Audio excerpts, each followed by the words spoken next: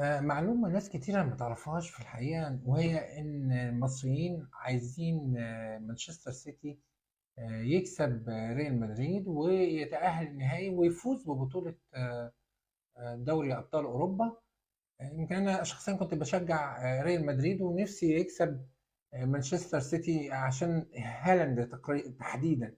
يعني نفسي هالاند ما يكسرش الأرقام القياسية بتاعت محمد صلاح. أنا متعصب لمحمد في الحقيقة زي كل المصريين، لكن النهارده يمكن وانا بتابع ماتش السيتي والريال مدريد اللي اتلعب في اسبانيا واللي تم انتهى بالتعادل. في الحقيقه فرص السيتي ان هو يكسب على ملعب الاتحاد في انجلترا فرص كبيره جدا، وفرص صعود للنهائي وان هو يكسب البطوله لاول مره فرصه كبيره في الحقيقه. لكن انا عايز اقول يمكن معلومه جات لي النهارده ان المصريين كلهم بيتمنوا فوز السيتي ببطوله اوروبا. ليه؟ عشان محمد صلاح يلعب في دوري اوروبا الموسم القادم، لان ترتيب ليفربول في الدوري الانجليزي هو الخامس، واللي بيلعب في دوري اوروبا هم الفرق الاربعه الاولى. طبعا اول الدوري الانجليزي هو مانشستر سيتي. لو مانشستر سيتي كسب وفاز ببطوله دوري ابطال اوروبا، بالتالي هيدخل طبيعي في بطوله اوروبا في الموسم القادم، لانه هيبقى هو البطل، وبالتالي هياخدوا الاربع فرق اللي بعده في الدوري الانجليزي. وهم طبعا يعني محمد صلاح دلوقتي ليفربول الخامس هيترحل وهيبقى الرابع، وبالتالي يدخل في دوري او يلعب في دوري ابطال اوروبا الموسم القادم. نتمنى في الحقيقه ذلك. النهارده كان ماتش قوي جدا بين سيتي وبين ريال مدريد. فنيات، لياقه، خطه مدربين، تواجد فكري في الملعب من كلا المدربين. في الحقيقه انشيلوتي من جانب جارديولا من جانب اخر.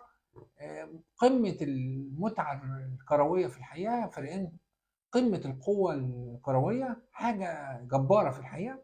اللي انا عايز اقوله ان احنا نتمنى في الحقيقه، طبعا بعد ما كنت بشجع الريال دلوقتي هشجع السيتي في الماتش العوده. نتمنى ان السيتي ياخد بطوله اوروبا وليفربول بالتبعيه تدخل ضمن الاربعه الاوائل في الدوري ان شاء الله، وتلعب ونشوف محمد صلاح في دوري ابطال اوروبا الموسم القادم عشان يقدر يحطم مزيد من الارقام.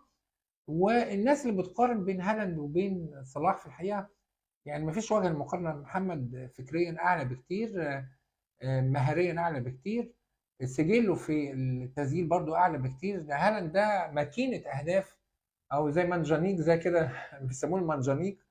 يعني لا، ما عندوش فكر كروي مهاري بالقدر الكافي، لكن هو ماكينة أهداف في الحقيقة. ويبقى محمد صلاح صاحب يعني رقم تاريخي، وهو أسرع هاتريك في تاريخ دوري أبطال أوروبا على الإطلاق الموسم الماضي. يعني محمد في الحقيقة خارج نطاق المنافسة، ودايما فخر لمصر وفخر العرب كلهم. مرة تانية بتمنى فوز السيتي ببطولة أوروبا عشان ليفربول، عشان محمد صلاح يلعب الموسم القادم. معلومه كانت غايبه عني حبيت اقولها لحضراتكم. ليه المصريين نفسهم السيتي اللي يكسب مش ريال مدريد؟ بشكر حضراتكم، كنت معكم الصحفي هاني عبد